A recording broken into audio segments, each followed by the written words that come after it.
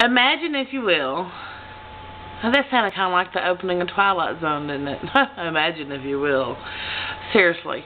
Imagine, if you will, you're 19 years old in a whole town, or it feels like, I mean, it really, really feels like the whole town freaking hates you. I mean, it is ridiculous what you're going through. After my mom and dad got separated or divorced or whatever, I was around 12. There's lots of videos about all that garbage. I ended up living with family members when I turned 15. And they had 3 kids, and then they took in 3 more kids, and then there was my brother and sister, so that made 8 kids, 2 adults. Very, very tight-knit home. Very small home, very lot of people, and there are videos about that.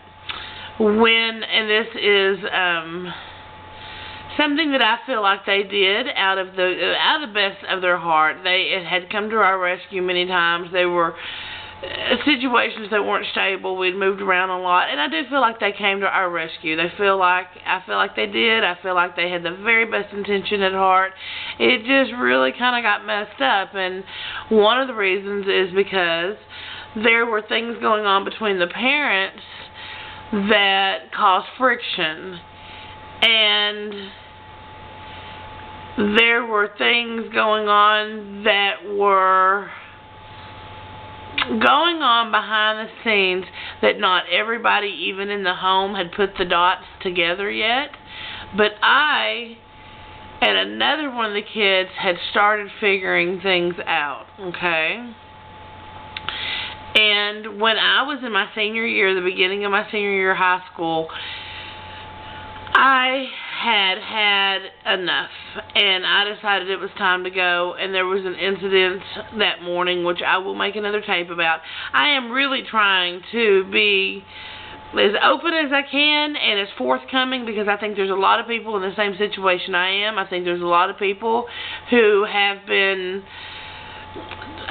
taught to shut your mouth and shut down and just swallow it, and it's what happens. Suck it up and be a big girl, big boy, whatever. But you know what? A lot of it leaves some scars.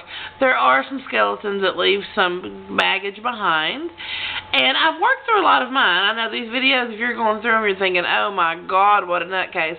Well, the honest truth is I have worked through a lot of it. A lot of this is just being put on tape to have it there for my children.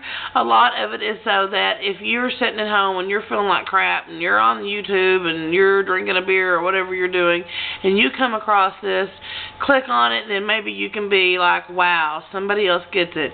And I'm not telling you stuff out of a textbook. I'm not telling you stuff that I've seen somewhere else. I mean, this is stuff, you know, that I've gone through firsthand. So if I can share it and somebody can get something out of it, then hot damn, you know, rock on. But this particular time, 19 years old, I had a huge fight with the female figure of the home. Got on the school bus and left and did not go back. I ended up going to the lunch ladies at school, actually, and one of them had a small home, and I ended up living there. Okay. Then I needed help from the water department getting the water on. And the water department was run and taken care of by people within our church. And one of the people within the church was the deacon, who was a deacon, who was also the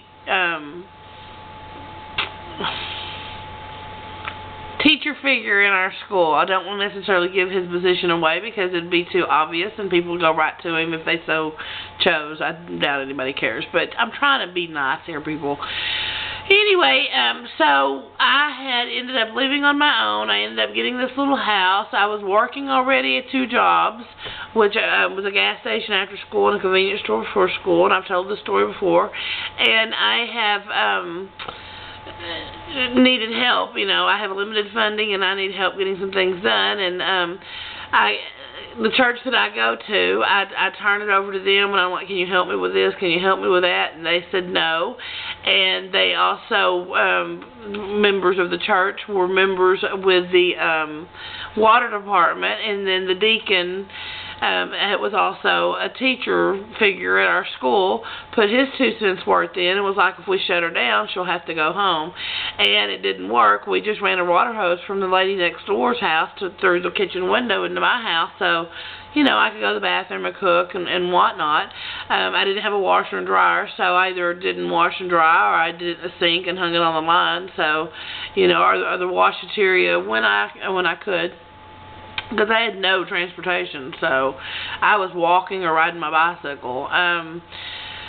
But the whole town had decided that since we were in church every Sunday, since I was already a child that was taken in from another home and there was trouble, that once I was out on my own, I guess some other things back at the house had started happening, and I started being watched. I started having my house watched by friends of people, and I started being followed, and I started being watched at work, and it just got really, really stupid, and rumors started coming out that I was doing things that I just absolutely was not doing, and people decided that I was a liar, and to believe the other figures in the home, and that if everybody shut me down, ignored me, and they would end up pushing me into the situation of going back, and they wouldn't let their kids have anything to do with me.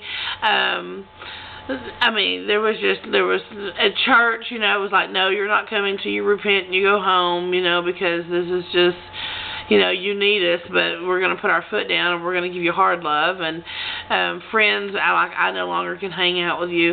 Another girl in town decided she'd move out, therefore I was the bad influence on that. I would go into stores where parents of kids I knew worked, and they would just be like, that's the troublemaker, and they'd be cold-shouldered and mean-mugging me and rude. And I had a whole freaking town turned against me. When I graduated, they were like, I hope she's got somewhere to go. I mean, they thought I was the bad seed. And this is no joke, people. It was a country town, 2,000, 3,000 people, probably more than that. But it certainly didn't feel like more than that on any one gathered occasion, a football game or whatnot. And, or in town at one time. And, they all pretty much ran me out. It was bad. I graduated that night and I left, and I did not like going back, but I did on like Christmas occasions, and there's videos about that. But so happens, let's see, 4 years later, I had a knock on my door, and it was the FBI, and they introduced themselves, and they were investigating everything that had gone on in the home when I had lived there, and they wanted my verdict, or my version, of things, and they told me some things which I will not divulge, but things had gotten worse, and the things that were going on behind the scenes, the dots finally connected, and what was really going on was really quite sad. And they listened to my story, and the consequences. I've only heard rumors of the consequences, so I'm not going to speak of that. But I hear there were some. But I know that there were worse consequences on others. And I know I went to a football game. It was homecoming about 12 years later. And there was this guy that was the drummer in high school, and he was totally hot and fine and all that stuff, but he never had anything to do with me. We ran in the same circle, but he didn't like me. We just tolerated because we were friends of friends. And I was in percussion. He was a drummer, so he had to have my cymbals, whether he liked it or not. But anyway, I was at the football game, and he saw me, and he came up and gave me a hug, and a hug, and a hug, and a hug, and a hug, and a hug, and a hug, and people around us, actually, one guy said, what, did y'all have a baby we didn't know about? We thought you two hated each other back in the day. And I was just kind of like, I understand what's happening. And then he was like, do you? And I'm like, I do. And turns out that, when it finally came out what was going on, and people wish they would have listened, because if people would have listened when I was trying to run for my life instead of trying to send me back into home, the consequences to some other people's lives would have totally been different. So there was a whole lot of people in a very small town kicking themselves in the ass for not listening to a kid. A lot of people just don't listen to kids. A lot of people just don't believe things like that happen when it's right underneath your nose. And when it all did come out, and I wasn't there, I'm not the one that busted it open, I was still a bad kid that run off, so good riddance. When the FBI or whatever happened, busted loose, that's when the town was like, oh my God, she was telling the truth. Oh my God, oh my God. There was more going on. Oh my God. Why didn't we help her? Why didn't we help them? Why didn't we listen? Why didn't we listen? You know, so lessons learned the hard way. So if you're in a situation where you can help somebody and their story sounds like craziness, well, sometimes far-fetched is the absolute truth, and I know it. I've been there. I've lived it. Go watch some other videos. There's been some stupid stuff. So crap happens. And I really am better. I just want to share it and let other people know you're not alone. We're wonderful people with great intelligence and artistic abilities and this, that, and the other. And we need to be out mingling and loving and socializing and conquering the freaking world and letting go of stuff that holds us back. And I just say snip, snip, and I say peace out. Hope you enjoyed this story. If I bummed you out, turn on the radio and dance. It always helps. I promise. Bye.